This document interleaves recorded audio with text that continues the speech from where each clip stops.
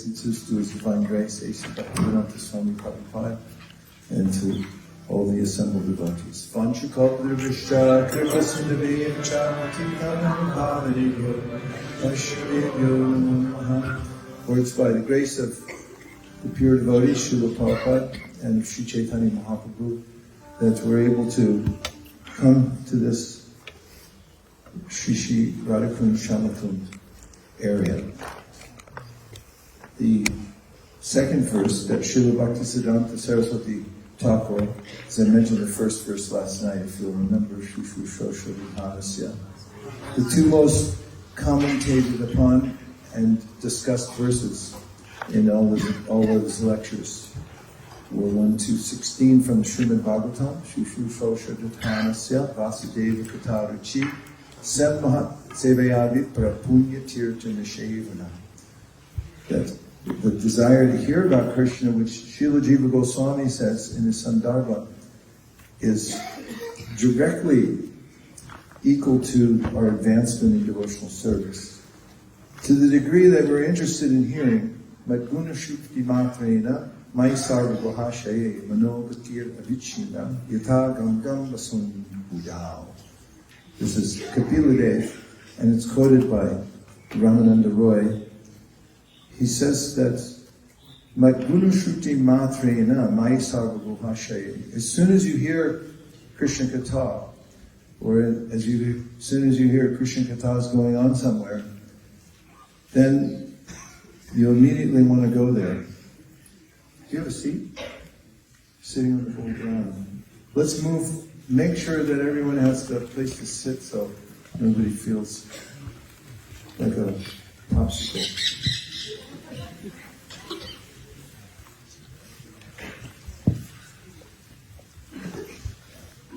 He says, and isn't it interesting, this is the first sign that one's advancing in devotional service, because Kapila Deva is given in the Srimad Bhagavatam a description of devotional service in the mode of ignorance, devotional service in the mode of passion, devotional service in the mode of goodness, and as soon as one breaks through to the transcendental side of devotional service, he says, Madguna Shruti Matena Mai Sarva Guhashaye Mano Katir Avichina Yata Gangam Vasum Buddha.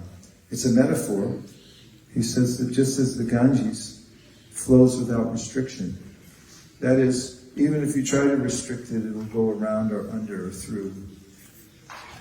So similarly, when one's awakening to spiritual life proper, then the desire to hear about Krishna becomes insatiable. And one will follow that vibration just like the Ganges goes for the sea, and it doesn't stop. This is the sign of awakening in spiritual life. The second verse that Mukund Dutta Prabhu, the great pundit, an exalted devotee, told me yesterday, you never know who you're going to meet walking around the MBT. Sri Mukund Dutta, a great sage and musician, Gandharva. He told me that the second verse that Srila Bhaktisiddhanta Saraswati Thakur spoke on most frequently was Anyabhilashita Shunyam Jnana Karmanyadavritam Anukuliyena Krishnanu Shilanam. That the first class devotional service is that devotional service that is freed from any additives. Service for service, and there's no sense of cultivation of speculative knowledge. Lord Brahma said, Jnane prayasam idapasyan namante eva jivanti san mukaritam bhavadiya vartam stane stita shrutikatam tanavan manobhya e prayaso jita jito pyasitais trilokhyam. That one should give up one's proclivity to try to understand God with one's intellect. And Brahma's the smartest in the universe. He's endowed with the greatest brain power. Most people get 16, the smartest people get 1,600 on their SAT. He gets 16 trillion. So he says, give that up completely. And what should you do instead? Stane stita shuti gatam tanavam banovir. Dedicate your consciousness to worshipping the sound vibration that comes from the Śrīmad Bhagavatam, the Bhagavad. With body, mind, and words, attend to that sound vibration and listen submissively. And by that process, he says that although Krishna is unconquerable, he's ajita, he becomes jita, or conquered. Because one's natural tendency to love Krishna will awaken simply from hearing. And also, anyabhilashita shunyam jnana karmanyanavitam is favorable, devotional service. There are those who are Krishna conscious, but not in a favorable way. Kamsa was always thinking of Krishna, but he wanted to kill him, so that's not very nice. But he also says, anushilanam. Shil is a verb which means to cultivate. Devotional service is cultivated through the senses.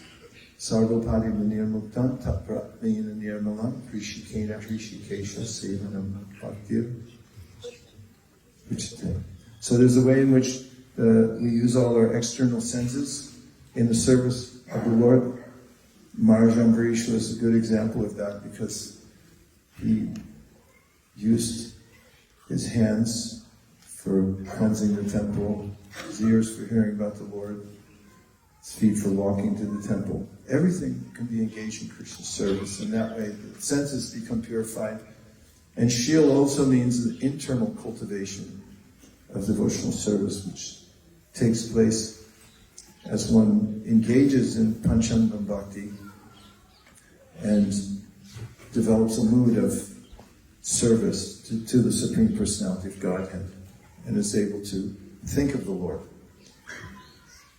So coming to Vrindavan is one of the stimuli for devotional service, for this impetus to hear about Krishna, because when we come here and we hear about Krishna in this environment, then it's especially sweet, isn't it? Yes. Just sitting in this courtyard. Who knew this charming place was here? And at the place of Radha Kund, previously there was just a field 5,000 years ago. But one day, when Krishna was performing his playful pastimes with the cowherd boys, a big bull named Arishta appeared. Arishtasura. Arishtasura was one of the ones who was recruited by Kamsa. Kamsa was so powerful, he was garnering support from many who opposed him. They would finally capitulate and join him instead, because little G was like to be on the winning side, and they thought, well, he's so powerful, we'll just join him rather than submit or fight him, And there were many demons, that demoniac kings on the earth at that time. We know that from the beginning of the birth of Lord Krishna in the Krishna book, right? That there was an accumulation. In fact, earth was being used as a place for demoniac personalities who were very powerful to develop their strength and use their strength for nefarious activities. It's one of the reasons Bhumi complained to Brahma, and Brahma went to the milk ocean and propitiated Krishna and asked him to please come. And could you do something about this buildup of the unnecessary defense force of many demoniac kings? So Arishta was one of those. Who are these people? They're very powerful mystics, but they have bad intent.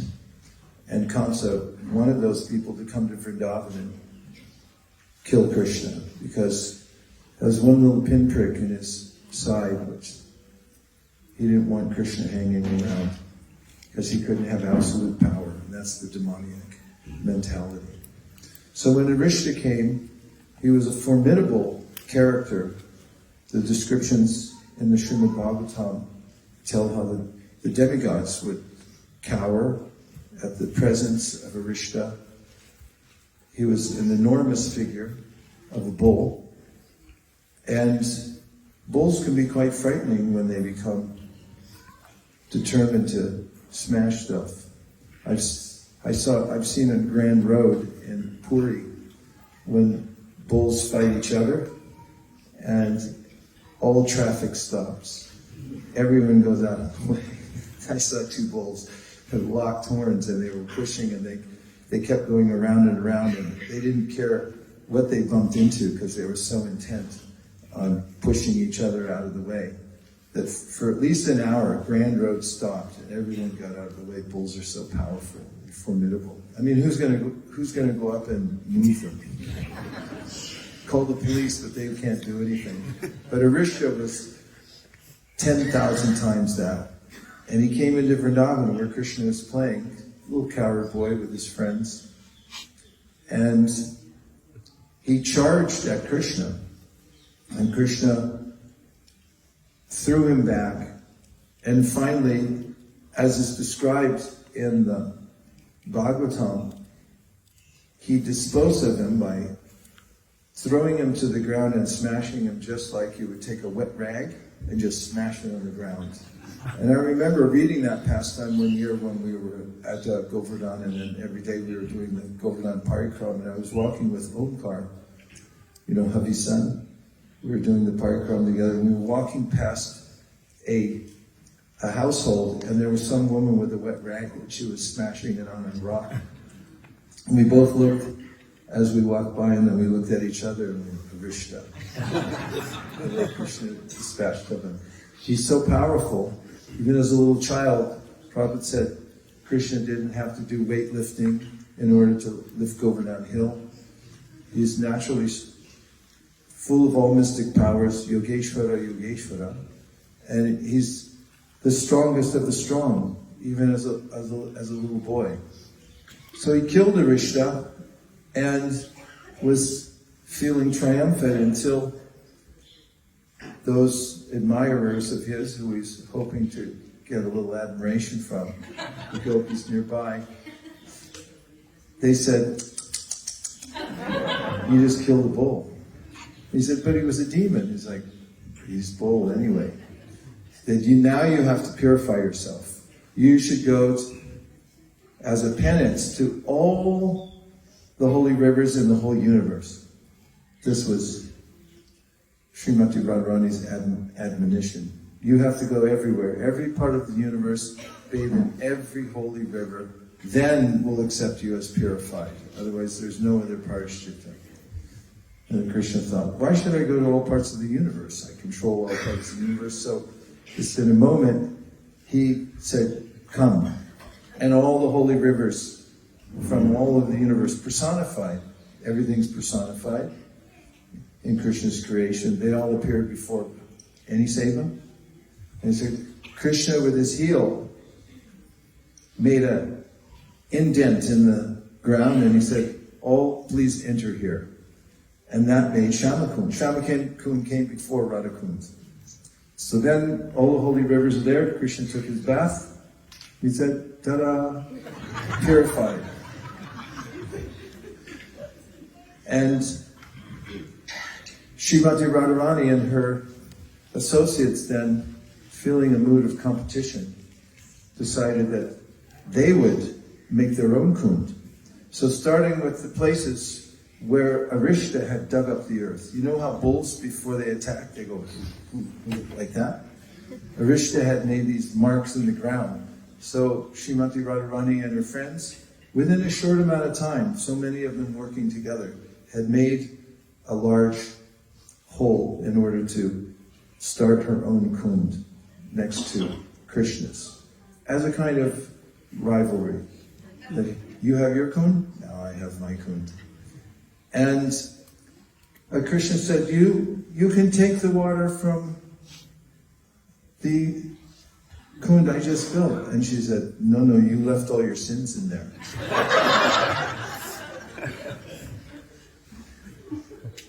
So then the all the holy rivers personified came before her and availed themselves and said, please allow us to serve you and enter into the Kund that you're developing. And she allowed them in and made the Radha Kund. So the Radha Kund and Shama Kund, Krishna said, I will make the Radha Kund more famous than my Kund. And not only that, we'll come here together and we'll enjoy our pastimes. So how important is Radha Kund? Well, 500 years ago, as described in the Sri Chaitanya Charitamrita, Sri Chaitanya Mahaprabhu, who we discussed, was eager to revive all the holy places of Vrindavan, had come looking for the Radha Kund, and he was asking here, there, and everywhere, where is the Radha Kund? And no one could say at that time. It had been lost. So finally, they saw that Sri Chaitanya Mahaprabhu, there in Vrindavan, right here, was bathing in a very small pond. It was nearby, and he was in ecstasy. And he declared, this is the Radha Kund.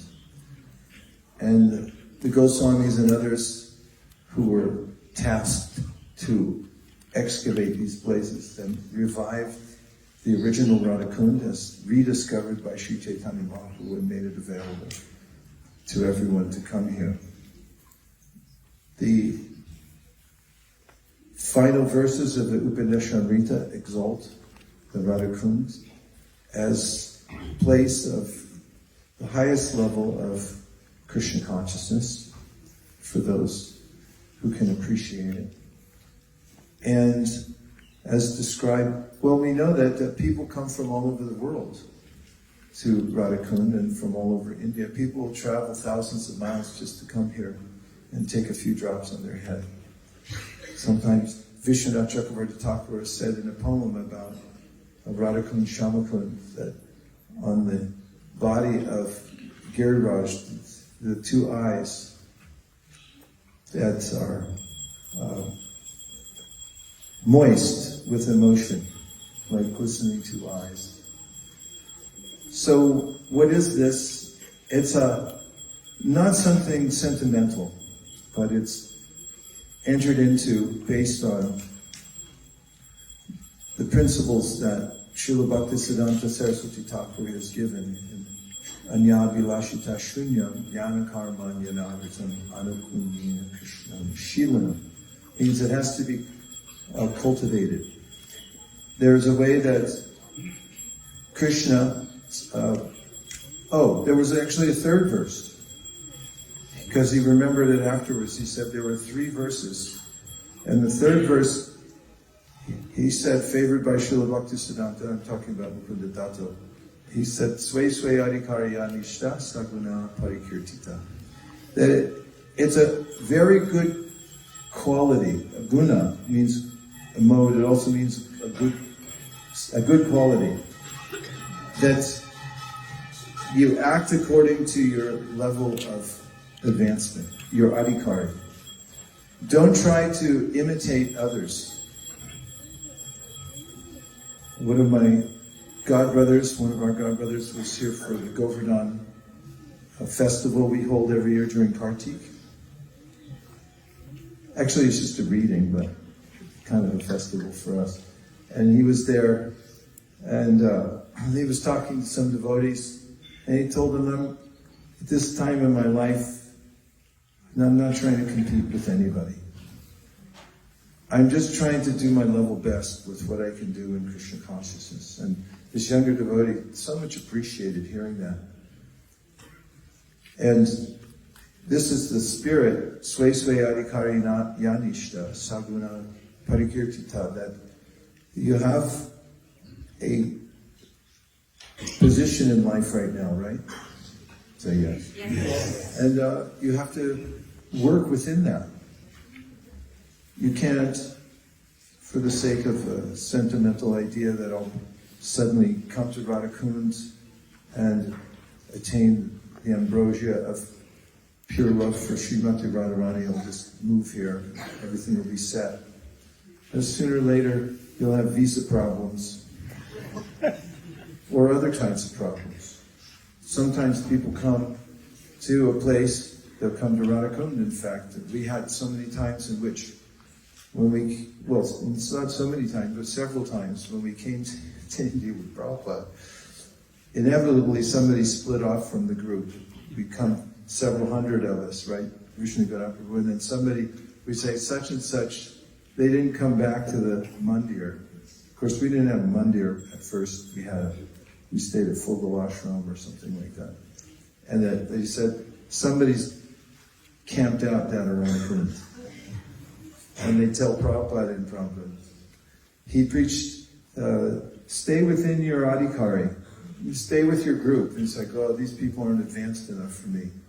Well, what's your position? If you can't cooperate with your wife, and then you think you'll go and sit at Radha Kund and attain prema, it's not going to work. First, learn to cooperate with your wife or husband. First, tolerate how somebody likes the heat up high, you like it down low. If you can't tolerate that, how are you going to come to Radha Kund and attain some imagined type of prema? We have to start with shil, with the cultivation based on the very basic principles of devotional service. There's nothing to be ashamed that whatever position one's in is fortunate in devotional service. If you can start where you are now, it says Krishna, sway adhikar niṣṭhā sa guṇaḥ parikīrtitaḥ, and do the best you can with what you can muster right now, and be sincere. Prabhupada writes in the Bhagavad Gita that better a sincere practitioner than a charlatan meditator. Better be sincere, even if you're full of faults. Krishna doesn't mind if you're full of faults, but you're sincerely trying. That's why he says in the Bhagavad Gita, apichet sudaracharo bhajate mamananyabhak sadhareva samantavya samyam vyavasitosya isaha. For the sincere practitioner who's worldly at some times, it's okay, because he says, Shri Prambhavati Dharmatma Shashvash Chantin Nigachati Kanteya Pratijanihi Nami Bhakti Pranashati. That person will quickly become purified by the plodding, daily, simple process of chanting the rounds with concentration, following the four regular principles, and chanting at least a chapter of Bhagavad Gita every day, or something. You have to hear Bhagavatam in the association of devotees and be regularly attentive to hearing Krishna Katha and doing some service. And then, by Krishna's grace, everything will be possible. So, even if somebody has some motive, like Dhruva Maharaj, he wanted to have the most powerful kingdom anybody's ever had, and his spiritual master advised him just practice devotional service, even though that's your desire. So, the path of devotional service and coming to the perfection means you have to start with where you are now. Kama sarva kama vak, moksha kama udarati, tivrena bhakti yogina, yujeta purusham param. Means that if you have material desires, or you want liberation, whatever it may be, practice devotional service to the best of your ability. Now we'd have a few minutes for some reflections and questions. Very few minutes, right? 3 minutes to be exact. Thank you. Yes, Prabhupada Priya. Please pass the microphone.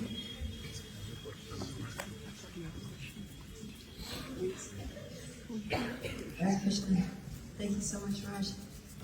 I was just thinking, because the punishment that the gopis wanted to give Krishna, that you need to go to all the holy places, that seems like more of a punishment for them, because remember how they were so devastated when Krishna was going to leave Vrindavan and go to Mathura? So now they're like sending him away for how long?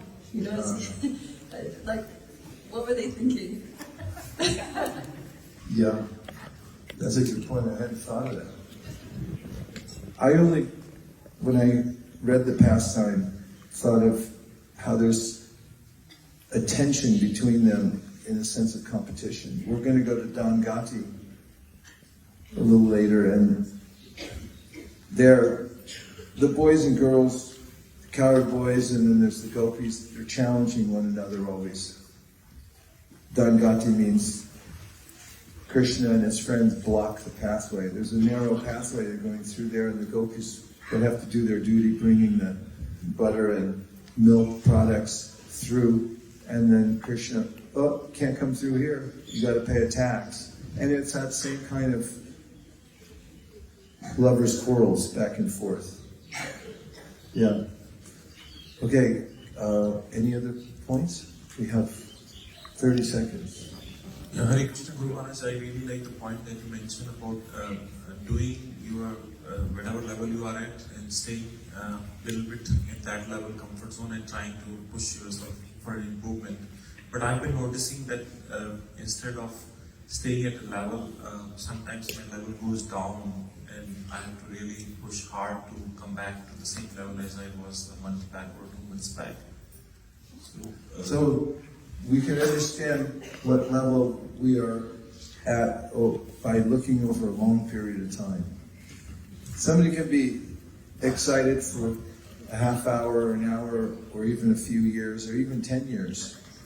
But how steadily can one remain? And part of being steady is being able to tolerate one's own ineptitude. Because there's a way in which an artha-nivritti is an ocean we have to swim across. And we may think, when am I going to come to the end of this ocean? But what do you have to do? You have to keep swimming, despite the fact that it seems like an eternity. When I was writing that book I wrote, I forget what it's called. Right. And I was in the middle of writing a book. I'd never written a book before. And I kept thinking, how am I going to get to the end of this? It's a huge project. And I thought of myself as being in the middle of an ocean. And all I could think was, keep swimming. Just don't stop. You can't look up and say, oh, I'm so far away, it will never happen. You just stay right where you are now and swim.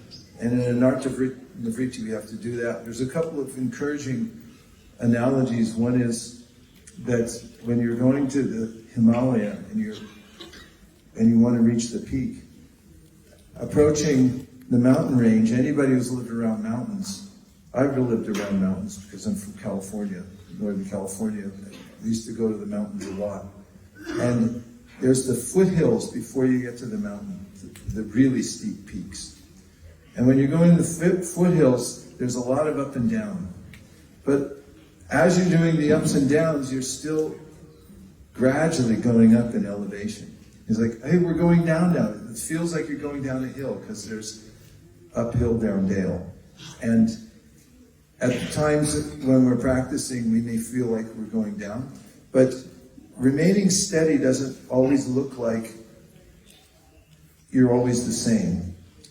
There's a theoretical line from San Francisco to New York, and a pilot flying a jet across the United States from San Francisco to New York has to adhere to that theoretical line, but from what I've read, they're only exactly on course 5% of the time. Because it's a series of pullbacks. Pull back to the center, pull back to the center. And I like to think of our endeavor for devotional service, our cultivation, as a series of comebacks. It's almost every day it's a comeback, maybe even every 5 minutes it's a comeback. Whether it's speaking, chanting rounds, it's a constant. I'm coming back from my mind going away, and we have to keep pulling back for the center. If we have a good sense of what the center is and what the ultimate goal of life is, even if we find ourselves off track sometimes, or often, or almost always, we should have a way to remember that despite my shortcomings, Krishna is very kind and he'll help me if I keep trying. There's a final point, and that is that in the commentary, God, how many times have you heard me say this? I like it so much I keep saying it. in the verse Evam Vratasva Priyanama Kirtya, which is, I won't go into the details because we're out of time, but in the commentary, Madhvacharya weighs in and he said there's only two ways to judge a person's advancement in devotional service. Two ways only, because what's verifiable? Someone may say, I saw Krishna dancing last night. In fact, I danced with him. Trying to prove that I didn't. And then I could start a whole cult. And so, those are not verifiable. Who can say what somebody's internal realization is? But so therefore, Madhvacharya says there's only two ways you can actually judge yourself or others. The first one is steadiness. How many times do you get back up and keep on going and make a comeback even though you feel like a fool for being so lowly? And you just keep going and you show up for it always. Try to put in one good lifetime. And the second one is what you speak. You can't hide your speech. You can for a while, but sooner or later something's going to come out. And it reveals what's actually in your heart. And especially, he says, it's called Mukya Prasada, which means that your speech is meant to encourage yourself and others. So now we've come to this place, it's indelibly stamped on our consciousness, isn't it? The way the light's coming in, the architecture here, the fact that we found a little peaceful place. There's a metaphor even in that we're out, there's frenetic energy everywhere, albeit spiritual. And when we come in here, suddenly we find an area of almost complete peace. Even the observer over there on the far left seems very benevolent and peaceful and nice and everything. And we should always have a place to repair to where we can feel this. In any case, we came here and the damage is done. It's imprinted in our consciousness that there is such a beautiful place. What to speak of all the places in the spiritual world. So now we're going to go to the next place. Thank you. Hare Krishna. What a morning. I was just thinking, sitting at the banks of the Radha Kund and chanting Nectar of Instruction and those beautiful verses is like the perfection of this visit. Thank you, Maharaj, for making us start with a wonderful morning. So just very quick, some announcements. Many of you were wondering, there's so many temples in Vrindavan of the Goswami. We only went few, never got a chance to do parikrama of others. Just wanted to let you know, Radha Kund also has the 7 Goswami temples, and you've just gone around all of them actually. So don't worry, you're not missing out on anything of being at Radha Kund. Second announcement, just wanted to mention, please when we leave from one place to other, try to stick around as much as possible. Especially follow the Harinam, then you can't go wrong, because you're close to the vibration and close to the devotees. So see the flag, we have Prabhu holding the flag, just stay close to the Harinam, and it really helps. And in relation to that point, once we get to a place, we have been noticing, Shraddha Mataji and myself, it takes a while to settle down.